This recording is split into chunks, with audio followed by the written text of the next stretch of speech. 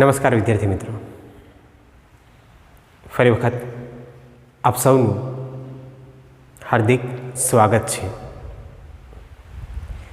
આજે આપણે વાત કરશું ધોરણ 11ની. આપણે જે ટોપિકની શરૂઆત એ કરેલી હતી એ જ ટોપિકને આપણે આજે વધારે વિસ્તૃતમાં જોશું. અગાઉના પ્રીવિયસ લેક્ચરની અંદર આપણે વાત કરી ગયા આદિ કોષ કેન્દ્રીય કોષની, જેની અંદર અમુક બાબતોનો સમાવેશ એ આપણે કર્યો હતો. ઉપરાંત હજી એની અંદર ઘણા બધા એવા પોઈન્ટ છે કે જેના વિશેની માહિતી એ આપણે આજે મેળવશું. પણ શરૂઆત કરતાં પહેલાં ફરી એકવાર કહી દઉં કે તમે જો મારી ચેનલમાં નવા હોય તો ચેનલને સબસ્ક્રાઈબ કરવાનું ભૂલતા નહીં, કારણ કે તમને નોટિફિકેશન એ મળતી રહેશે અને આવી જ રીતના તમે નીટ બેઝની અંદર વધારેમાં વધારે જ્ઞાન એ મેળવી શકશો અને સારા માર્ક્સ એ કઈ રીતના મેળવવા એની તમામ માહિતી એ મારા દ્વારા આપવામાં આવશે. તો મારી સાથે રહેજો અને ચેનલ સાથે જોડાયેલા રહેજો, જેથી કરીને તમે અપડેટ એ થતા રહો. જોઈએ શરૂઆત કરીએ, અને શરૂઆત એ આપણે કરેલી હતી આદિ કોષ કેન્દ્રીય કોષની, પ્રોકેરિયોટિક સેલ્સની. હું ફરી વખત આકૃતિ દ્વારા એ તમામ પોઈન્ટને એક નાની અમથી ક્રિયા દ્વારા જણાવી દઉં. જોઈએ ખાસ કરીને આદિ કોષ કેન્દ્રીય કોષની અંદર આપણે દર્શાવેલું હતું કે ખાસ કરીને કોષીય આવરણો એ આવેલા હોય. આવી રીતના કોષીય આવરણો એ આવેલા હશે.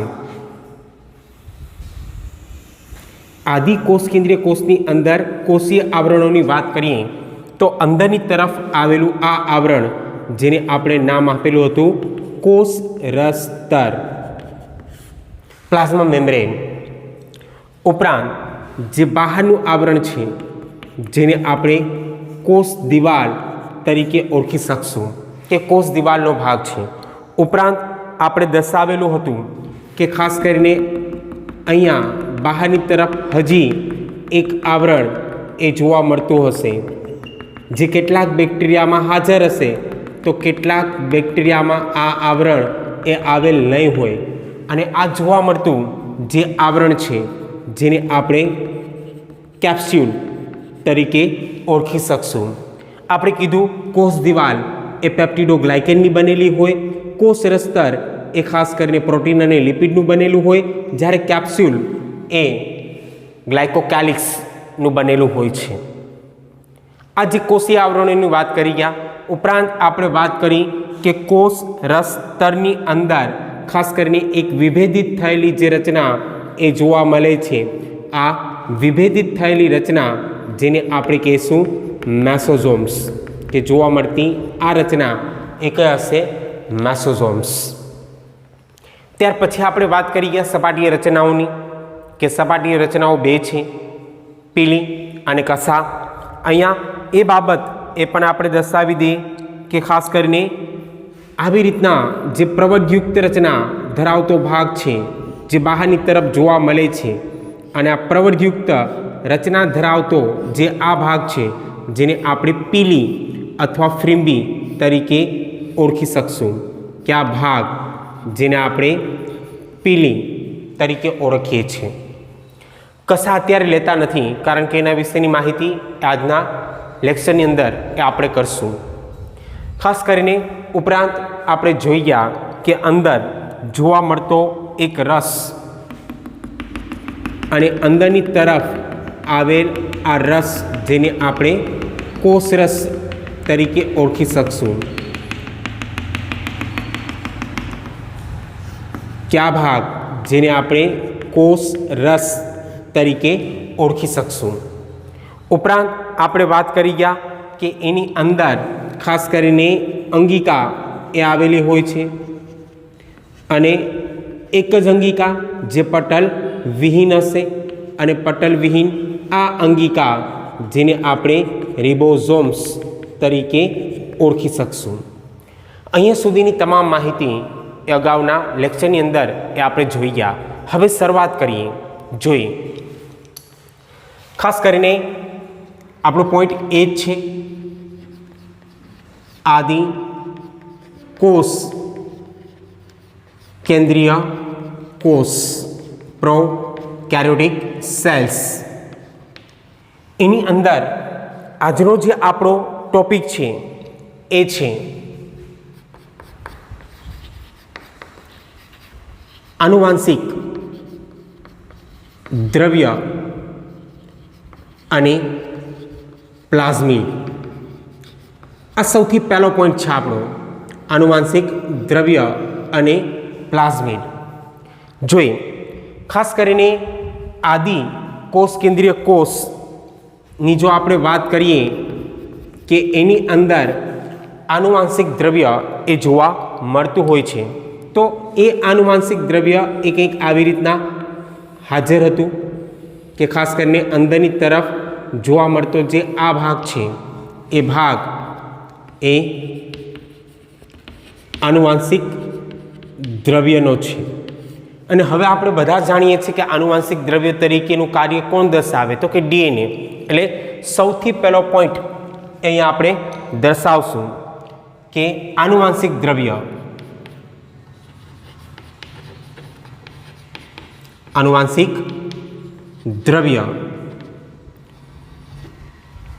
અને આનુવાંશિક દ્રવ્યની અંદર આપણે દર્શાવશું કે તેમાં ડીએનએ એ હાજર હોય છે, ડીએનએ એ જોવા મળતું હોય છે. આનુવાંશિક દ્રવ્યની અંદર હંમેશા જોવા મળતી ક્રિયા એ કેની હશે, તો કે આનુવાંશિક દ્રવ્યની અંદર જોવા મળતી ક્રિયા એ ડીઓક્સીરિબોન્યુક્લિક એસિડની હશે, એટલે કે ડીએનએની હશે. અને એ ડીએનએ જે કોષ કેન્દ્રથી આવૃત નથી, અને કોષ કેન્દ્રથી આવૃત નથી એટલે કોષ કેન્દ્ર પટલથી પણ આવૃત નથી. એટલે અહીંયા બીજો પોઈન્ટ દર્શાવશું કે જે કોષ કેન્દ્ર પટલ વિહીન છે, એટલે કે ત્યાં કોષ કેન્દ્ર પટલ એ આવેલું હોતું નથી. કોષ કેન્દ્ર પટલ જોવા નહીં મળે એટલે જ આ કોષને આપણે નામ આપેલું હતું આદિ કોષ કેન્દ્રીય કોષ. તો આ જે વાત કરી ગયા આપણે એ વાત હતી આનુવાંશિક દ્રવ્યની. હવે જે આપણે વાત કરશું એ વાત હશે પ્લાઝમિડની. પ્લાઝમિડ જેને આપણે એક વધારાનું ડીએનએ કહીએ છીએ, વલયાકાર ડીએનએ, જેને પ્લાઝમિડ તરીકે આપણે ઓળખીએ છીએ. અંદરની તરફ આપણે દર્શાવશું કે અંદરની તરફ આવી રીતના એક ગોળાકાર ભાગ સ્વરૂપે જોવા મળતી રચના એ ડીએનએની હશે, અને એ ડીએનએ જેને આપણે પ્લાઝમિડ તરીકે ઓળખી શકશું. જો એ જ પ્લાઝમિડની વાત એ આપણે અહીંયા કરીએ તો આપણે કહી શકીએ કે તે સ્વરૂપલક્ષી ડીએનએ છે.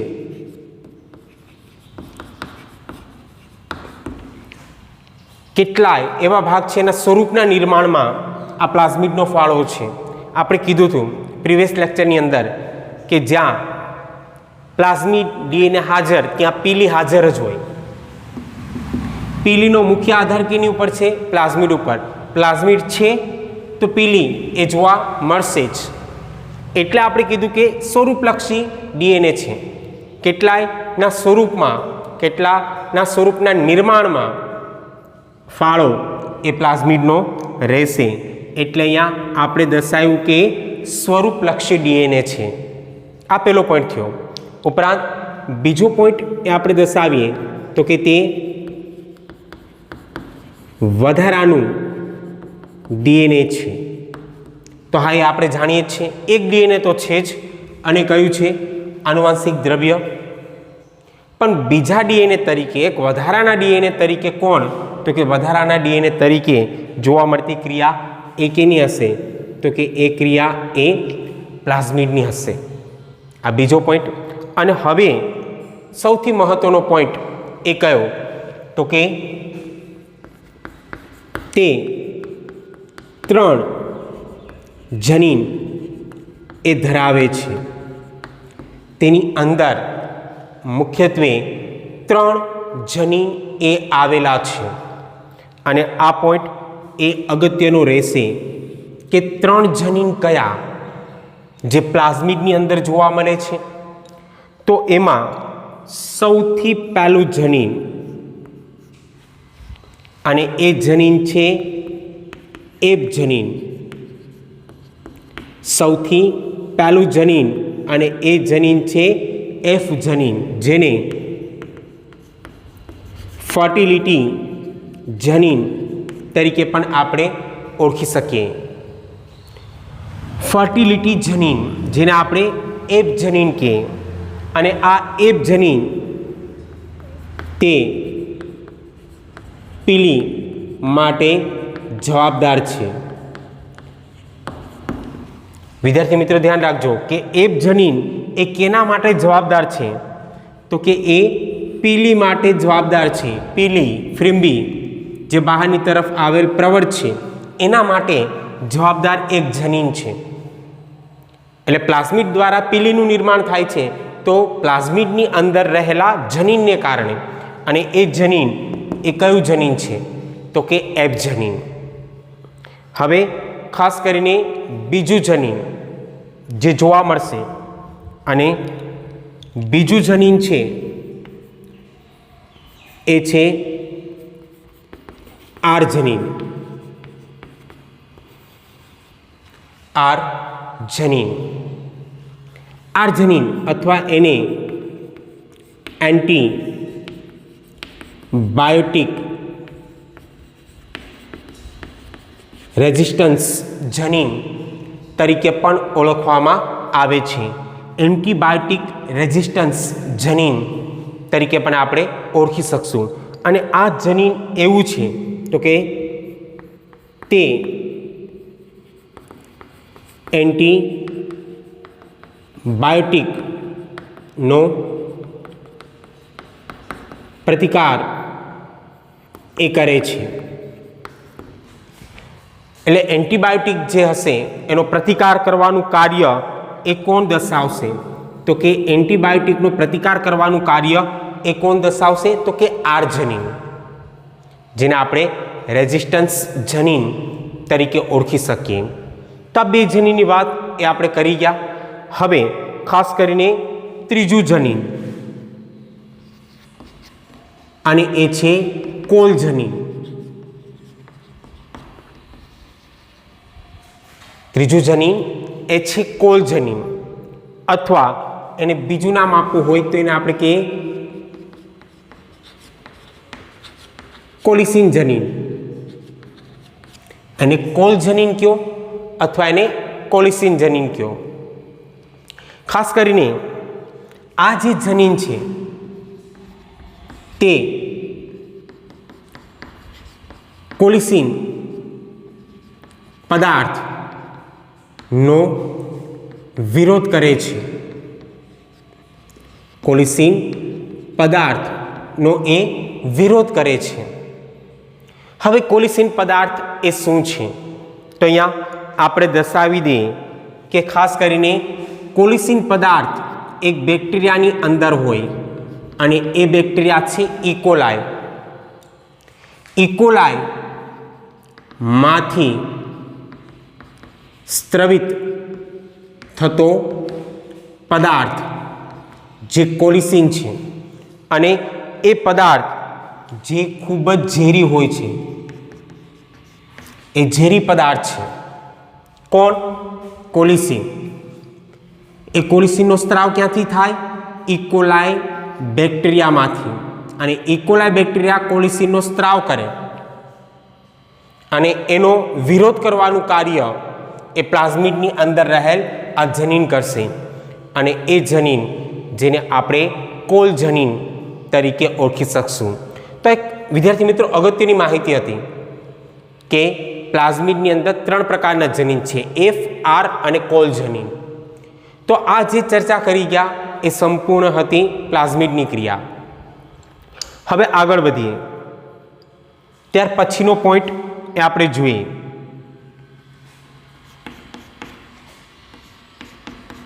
ગ્રામ આધારિત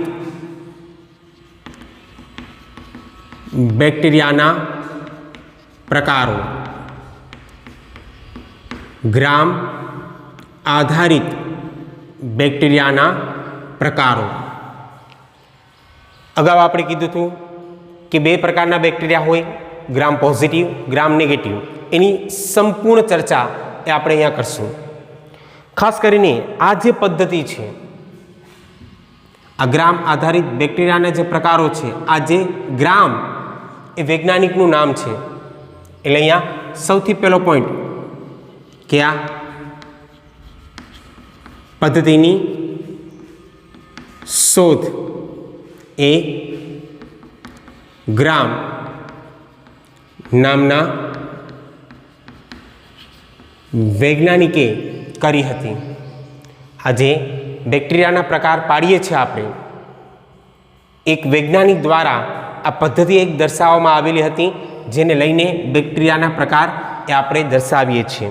અને એ વૈજ્ઞાનિક ગ્રામ નામનો હતો, જેના ઉપરથી આ પદ્ધતિને ગ્રામ પદ્ધતિ કહીએ છીએ. હવે અહીંયા આપણે દર્શાવીએ કે તે અભિરંજક આધારિત પદ્ધતિ છે. કયા આધારિત? તો કે અભિરંજક આધારિત, સ્ટેન આધારિત પદ્ધતિ છે. અભિરંજકને લઈને ખાસ કરીને આ પદ્ધતિ એ વિકસાવવામાં આવેલી હતી, જેમાં ખાસ કરીને હજી આપણે ડીપમાં જઈએ તો આપણે એટલું કહી શકીએ કે એમાં અભિરંજક તરીકે ગ્રામ રસાયણ લીધેલું હતું, અને ગ્રામ રસાયણ હતું ક્રિસ્ટલ વાયોલેટ.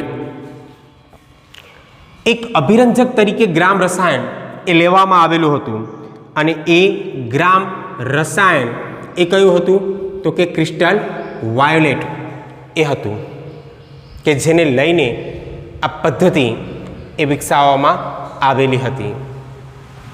ખાસ કરીને આ પદ્ધતિને લઈને બેક્ટેરિયાના હવે આપણે બે પ્રકાર દર્શાવીએ છીએ. અને બે પ્રકાર કયા? તો કે એક ગ્રામ પોઝિટિવ અને બીજા છે ગ્રામ નેગેટિવ. ખાસ કરીને સૌથી પહેલાં લઈએ આપણે ગ્રામ પોઝિટિવ.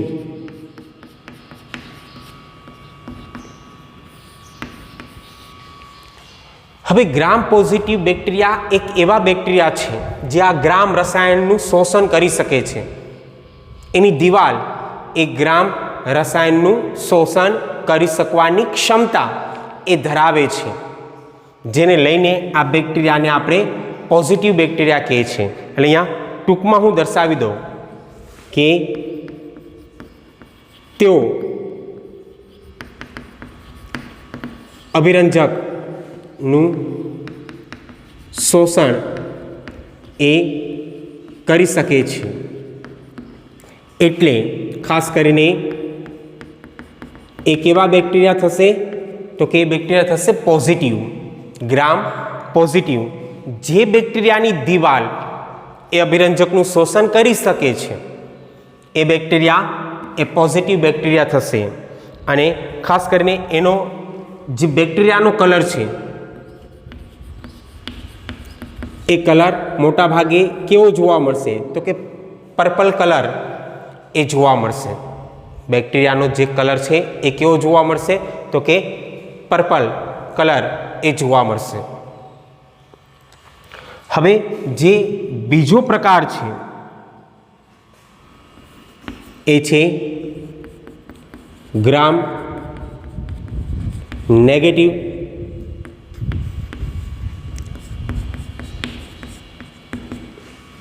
ગ્રામ નેગેટિવ તો અહીંયા આપણે સરળતાથી દર્શાવી શકીએ કે તેઓ અભિરંજકનું શોષણ કરી શકતા નથી. અભિરંજકનું શોષણ એ કરી શકતા નથી. માટે ખાસ કરીને આવા જે બેક્ટેરિયા છે એ બેક્ટેરિયા એ કેવા થશે તો કે નેગેટિવ, અને એનો કલર એ મોટા ભાગે પિંક કલર એ જોવા મળશે. કેવો કલર જોવા મળશે? Pink colour. હજી વિદ્યાર્થી મિત્રો ન સમજાણું હોય તો સાવ સ્પષ્ટ રીતે સમજાવી દો કે કોઈ બેક્ટેરિયા હોય અને બેક્ટેરિયાને તમે અભિરંજકમાં ડૂબાડો અને પછી એને ધોઈ નાખો. ધોઈ નાખતા જે બેક્ટેરિયામાંથી અભિરંજક દૂર થઈ જાય, ગ્રામ રસાયણ એ દૂર થઈ જાય. જો દૂર થઈ જાય છે એનો મતલબ કે કોષ દિવાલના ભાગે એ અભિરંજક એ અભિરંજિત થતું નથી તો એ ગ્રામ નેગેટિવ હશે. પણ જો એ કોષ દિવાલના ભાગે અભિરંજક એ અભિરંજિત થાય છે, તમે એને ધોઈ નાખો છતાં પણ દિવાલના ભાગે એ સ્ટેન એ અભિરંજક એ ગ્રામ રસાયણ એ જોવા મળે છે તો એ પોઝિટિવ હશે. એટલે કે સ્ટેન થાય છે કે કેમ? જો થાય છે તો પોઝિટિવ, નથી થતા તો એ નેગેટિવ થઈ જશે. જેને લઈને એક સંપૂર્ણ પદ્ધતિ વિકસાવવામાં આવેલી હતી. હવે વિદ્યાર્થી મિત્રો તમને પ્રશ્ન થવો જોઈએ કે આ નેગેટિવ છે, ગ્રામ નેગેટિવ બેક્ટેરિયા એ શું કામ અભિરંજકનું શોષણ નથી કરી શકતા? શા માટે? તો અહીંયા હું સમજાવી દઉં કે જે ગ્રામ નેગેટિવ બેક્ટેરિયા હશે એવા બેક્ટેરિયાના ઉપરના ભાગે, ખાસ કરીને અહીંયા ઉપરના ભાગે જે ગ્રામ નેગેટિવ બેક્ટેરિયા હશે એના ઉપરના ભાગે એક હજી આવરણ હશે, અને ઉપરના ભાગે જોવા મળતું એ આવરણ એ કેનું હશે તો કે એ આવરણ એ હશે લિપોપ્રોટીનનું. અને આ લિપોપ્રોટીનનું આવરણ આવેલ હોવાને કારણે જ એ બેક્ટેરિયા એ અભિરંજકનું શોષણ કરી શકતા નથી. આ એક મહત્વની બાબત છે. એટલે અહીંયા આપણે દર્શાવશું કે તેઓ લિપોપ્રોટીનનું આવરણ એ ધરાવે છે, અને લિપોપ્રોટીનનું આવરણ ધરાવતા હોવાને કારણે જ તેઓ અભિરંજકનું શોષણ કરી શકશે નહીં. કોઈ પણ રીતે એ અભિરંજકનું શોષણ એ દર્શાવી શકશે નહીં. પોઈન્ટ ક્લિયર વિદ્યાર્થી મિત્રો? તો આ એક સંપૂર્ણ ક્રિયા જે આપણે જોઈ ગયા એ ગ્રામ આધારિત બેક્ટેરિયાના પ્રકાર હતા બે. એક ગ્રામ પોઝિટિવ અને બીજું છે ગ્રામ નેગેટિવ. હવે ત્યાર પછીનો પોઈન્ટ એ જોવા જઈએ તે પોઈન્ટ છે કસાના આધારે બેક્ટેરિયાના પ્રકારો. કોના આધારે વિદ્યાર્થી મિત્રો? તો કે કસાના આધારે બેક્ટેરિયાના પ્રકારો. આપણે ખ્યાલ છે કે અહીંયાથી જોવા મળતો જે ભાગ છે એ ભાગ જેને આપણે કસા તરીકે ઓળખીએ છીએ, અને કસાના આધારે બેક્ટેરિયાના કેટલાક પ્રકાર એ દર્શાવવામાં આવેલા છે. એમાં સૌથી પહેલો પ્રકાર એ આપણે જોવા જઈએ તો એ પ્રકાર છે એટ્રિકસ. નામ ધ્યાન રાખજો વિદ્યાર્થી મિત્રો કે સૌથી પહેલો પ્રકાર છે એટ્રિકસ, જેમાં એક પણ કસા એ આવેલ નહીં હોય.